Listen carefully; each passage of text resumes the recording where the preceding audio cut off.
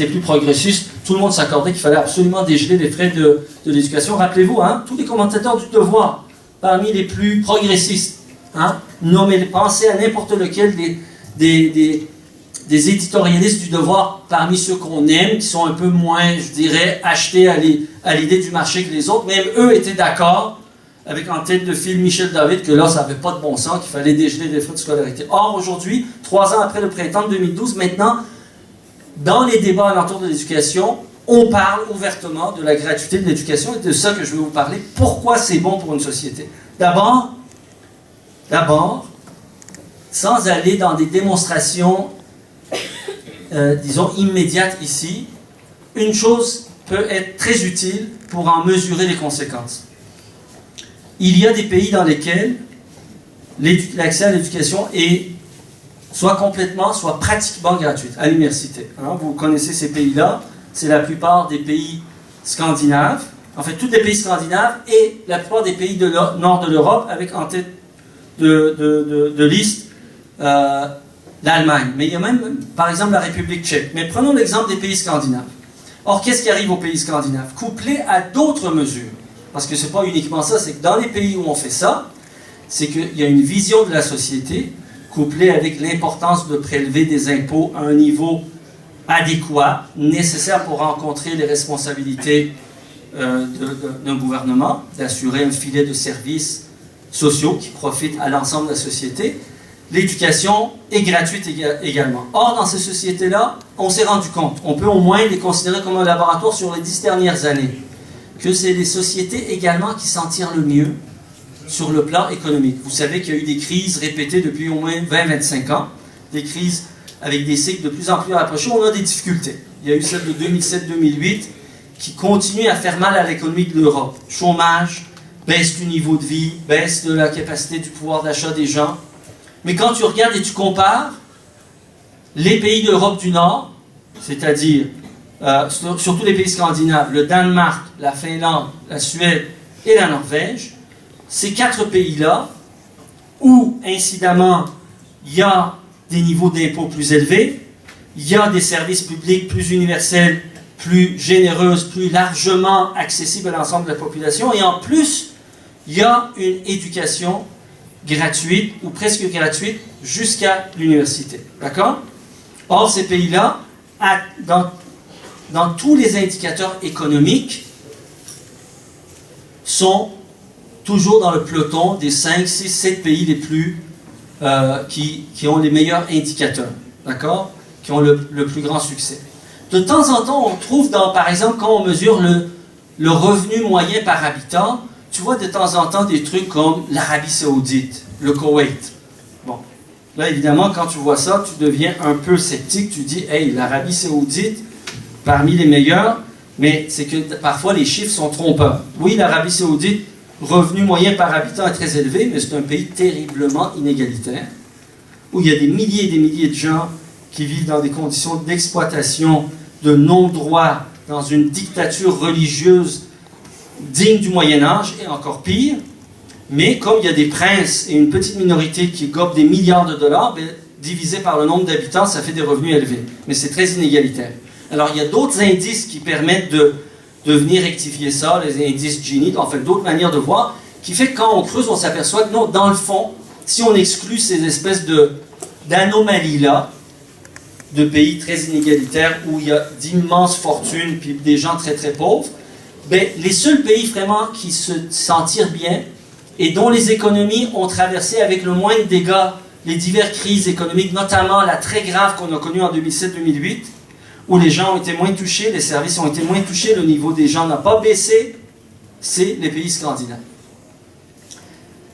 Alors, nous on dit, il faut en tirer les leçons. C'est-à-dire qu'il y a une vision, il y a une évaluation qu'on doit faire systémique, raisonnée, basée sur les meilleures pratiques, basée sur les meilleures évidences, de voir quel type de politique, quel type de levier à l'intérieur des sociétés permet que les uns s'en tirent mieux et les autres écopent. Qu'est-ce qui fait que, par exemple, aux États-Unis, il arrive une crise de cette nature-là, puis là, il y a des millions de gens, littéralement, qui perdent leur maison, qui s'appauvrissent, qui croulent sous les dettes, qui font faillite, qui deviennent en plein milieu de villes américaines la superpuissance technologique, militaire, industrielle mondiale, qui vivent comme dans des bidonvilles. Et comment se fait-il que donc l'Amérique si riche, si puissante, qui contrôle le monde pratiquement sur le plan politique, a des problèmes comme ça, alors que des pays qui, à l'autre extrême, ont des mesures de redistribution de richesses, parfois imposent leurs citoyens, là on parle de marge supérieure, hein, de 70%, vont donc chercher un haut niveau de revenus à travers les impôts, sont capables de traverser les crises, puis en plus, c'est pas juste ça, je veux dire, calculer le niveau de revenu par habitant, c'est une mesure grossière. C'est pas une mesure qui traduit, par exemple, nous, notre vision de la société. Parce que tout ne se résume pas à ça. Il faut voir, comme je vous ai dit, les inégalités, comment ça se distribue. Ensuite, quels sont les autres éléments à l'intérieur de ça. Oui, une société peut devenir très riche, même, mettons, extraire toutes ses ressources naturelles, les vendre, puis les distribuer à tout le monde également. Mais est-ce que cette société-là s'en tire bien vraiment sur le plan culturel? Est-ce que cette société protège son environnement? Autrement dit, ces données-là peuvent en cacher d'autres. Mais quand on regarde les données qui touchent les pays scandinaves, qui ont donc des hauts niveaux d'impôts, qui ont un système d'éducation gratuite de la maternelle à l'université, et qui ont des services publics très généreux qui agissent comme mécanisme de redistribution de richesse, on regarde que ces pays-là, même dans d'autres indicateurs, réussissent beaucoup mieux que tous leurs comparatifs, à commencer par le Canada, même si le Canada est beaucoup mieux que les États-Unis. C'est sûr que les États-Unis, souvent là, dans ces indicateurs-là, même en matière de santé, sont des fois 17e, 18e, 19e rang. Le Canada, on ne fait pas pire, on est souvent dans les 10 premiers, mais les Scandinaves font toujours mieux que nous. Mais là où vraiment les Scandinaves nous dépassent tous, malgré le froid, malgré les journées très courtes durant l'hiver, les journées maussades, les longs hivers, et bon, le peu d'ensoleillement. Je vous parle de ça, vous me voyez où venir. Il y a un indice qui s'appelle l'indice du bonheur. À quel point les gens sont heureux. Et ça ne s'invente pas, c'est même pas les Scandinaves qui ont inventé ça, c'est des universités américaines en Californie qui font ces études comparatives à l'échelle mondiale. On a aussi un au Québec, l'indice relatif du bonheur, je ne sais pas si vous connaissez IRB, c'est situé à Québec, et à chaque année, il produit des évaluations, des comparaisons. Et bon, je ne sais pas s'il y a un lien avec moi. Moi, j'œuvre dans une ville qui s'appelle Repentigny. Je suis à l'hôpital qui est rattaché à Repentigny. Et Repentigny est la ville où les gens sont le plus heureux au Québec. Ça vous étonne peut-être, mais bon, ça traduit tout le jugement que vous avez pour les régions périphériques de Montréal. Bon, mais non, effectivement, il y a aucun, en tout cas, l'indice relatif du bonheur ne parle pas de notre hôpital et non pas du député de Québec solidaire, ça n'a aucun lien avec le bonheur des gens de Repentigny. Mais ce que je veux dire, c'est qu'il y a des moyens d'aller chercher d'autres choses dans la qualité de vie, dans ce qui fait le bon vivre ensemble. Parce que finalement, tout ça, on le fait pourquoi? L'éducation, l'économie, les richesses, on le fait pourquoi? Même ceux qui ne cherchent qu'à s'accaparer de plus en plus de profits et d'argent, au bout du compte, la plupart, sauf quelques-uns qui ont des pathologies sociales, d'accord, le font pour devenir plus heureux.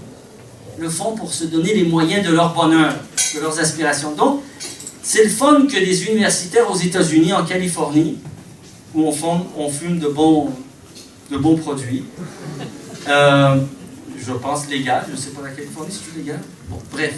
Donc, mais d'où on connaît en tout cas le génie inventif au niveau universitaire et l'ouverture d'esprit de ces gens-là, on dit, le produit intérieur brut, le taux de croissance économique, les indices boursiers et tout ça, c'est peut-être pas la finalité des choses. Essayons de voir, est-ce que les gens finalement sont heureux? Et en matière de bonheur, évidemment avec des questionnaires sophistiqués qui tiennent compte de plusieurs affaires, etc., ils font des comparatifs. Et devinez quoi?